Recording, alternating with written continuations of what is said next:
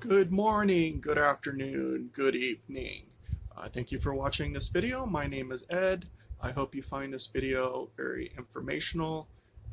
If you could please like this video, subscribe to my channel, and then share this video. I would greatly appreciate that. Make sure when you click the bell icon that you click on active bell icon, which is the icon right above the normal bell. For some reason, that's the way YouTube tracks everything and shares everything. So I would greatly appreciate that. Bye now. Hello. I just wanted to take the time to introduce myself to you guys. My name is Ed Lastinger. I am the facilitator of the Henry County Pain Management Support Group, serving Henry County and other communities as well. I guess pretty much the only qualification you need to have to start this support group is to be a person that suffers from chronic pain. Not only will this group be for people that have chronic pain, but will also be for their caretakers or patient advocates, you might say, that they have, so that they can better learn how to serve you, the person with chronic pain. So I guess one of the first main things I want to do is to read to you what the ACPA, which is the American Chronic Pain Association, here on now I'll refer to them as the ACPA. Their mission statement is, which is of course our mission statement because we are affiliated with them. Basically the mission statement says to facilitate peer support and education for individuals with chronic pain and their families so that these individuals may lead more fully in spite of their pain. And then the last mission statement is to raise awareness about issues of living with chronic pain among the health community, policymakers, and public at large. So basically that first statement, what it means there is that we are here for people with chronic pain to not only help them manage their prescriptions better, to either give them more coping skills that they can use to cope with their chronic pain, and also a sounding board for people that have that suffer from chronic pain. Because I know I'm actually a member of another pain management association group, which I attend to their meetings once a month, and I really enjoy that group because there I'm able to express how I feel, how many days I had bad days for that typical month, as far as pain goes, which it seems like every day I'm in some type of chronic pain crisis at the moment.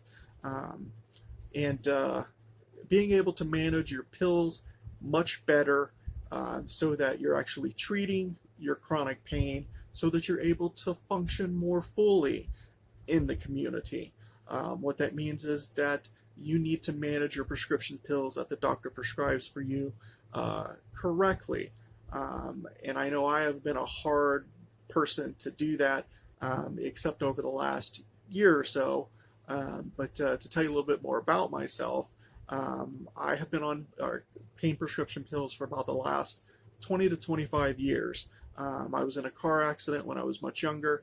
A person rear-ended me doing about 55 miles an hour. And so I went through all the physical therapy, and then eventually I started taking pain pills from my primary doctor. I did that for about 6 months, meaning I took hydrocodone, 1 pill, 2 pills, 3 pills, 4 pills a day. And then about that 6-month period, my primary doctor said, hey, I need to go ahead and refer you on to a pain management support group so that you can get their help and so that they can manage your chronic pain better. So that's when I started going to a particular pain clinic that I've gone to for the last 20 years, I'm sorry. And they have been an excellent pain management group, to get my pain pills from. Except that over the last 25 years, I have OD'd anywhere between 10 to 15 times. Meaning I would take more pain pills than what was prescribed for me during that particular time and get a high, of course, but then wind up falling asleep and going very closely into a coma. which the last final time that I OD'd, I was actually in a coma for 2 weeks. I got up in the middle of the night, was hurting, so I took 2 or 3 more morphine 30 milligram pills, got back up about another hour before I was supposed to go to work, took a few more morphine pain pills, and then got up that hour and took another handful of morphine pills, and then got twisted up into some cords that were running across my bedroom floor, and hit my head on the nightstand going down. And then when I went to get back up, I hit my back of my head on the bottom of my nightstand. So that knocked me out. I was laying on my floor for about a week until my roommate got tired of listening to my alarm clock go off and came in and found me laying there on the ground. And of course, he called 911. The paramedics came, took me to the hospital. The doctors did all of their scans of my brain and everything, told my mom and my sister that I was brain dead and that they should just go ahead, pull the plug, and let nature take its course. Thankfully, my mother and sister did not listen to them at all. And they moved me up to the ICU room. And there I was in a coma for about another week. And then I heard my sister saying, "Edward, wake up. Edward, you need to wake up. They're wanting to kill you. Unplug the plug and let me die." And I woke up, and she says, "Squeeze my finger as hard as you can." And of course, the first time she asked me to do it, I wasn't able to do it. It took every amount of concentration and strength that I had in my body to squeeze her finger. And I got to be honest with you, that was the hardest thing I had ever did up to that point, and then back in my life to that point. Like I said, it was the hardest thing I did. Eventually, I squeezed her finger in front of the doctors, and the doctors decided to take me off of the medicine that makes people in coma sleep a much more comfortable sleep. And so then I started to wake up, and of course I had the tubes down my throat, and that was a whole big step to get those tubes out of my throat, because it meant I needed to breathe on my own to a certain percentage before they would remove those tubes down my throat, which were basically keeping me alive. And so, but since then, I have been managing my pills in a better way. I actually lived with my mother and grandfather for almost a year. Then I moved back into an apartment by myself, lived there for about 2 years. And of course, with my luck, bad luck, I got bit by a mosquito, caught encephalitis, went into another coma, which they took me to the hospital, started giving me massive antibiotics, which got me out of that encephalitis state, if that's a word I can use.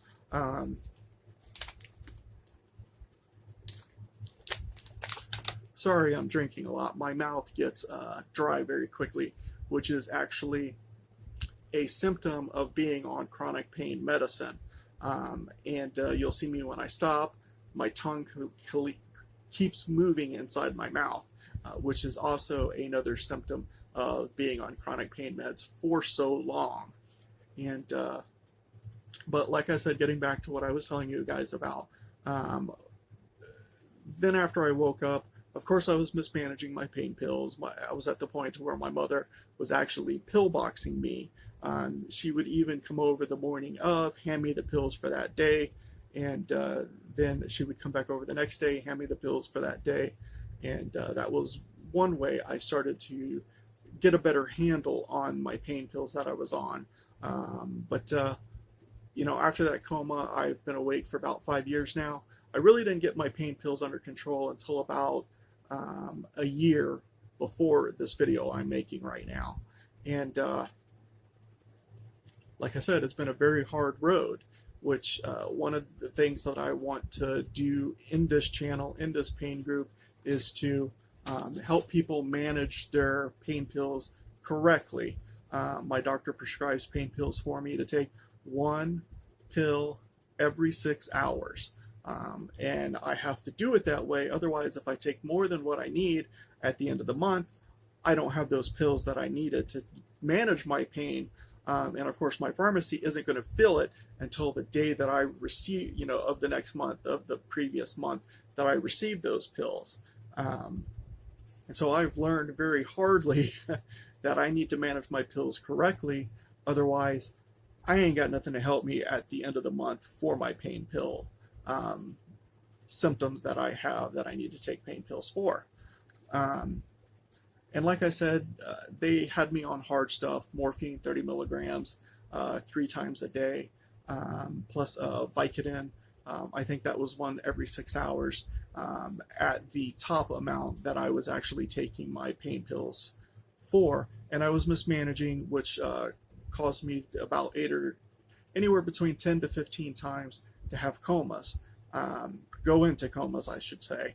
And but thankfully, the Lord has given me the ability to get off of those hard pain pills through the help of my mother and my sister. They have been really great sounding boards for me to be able to do this.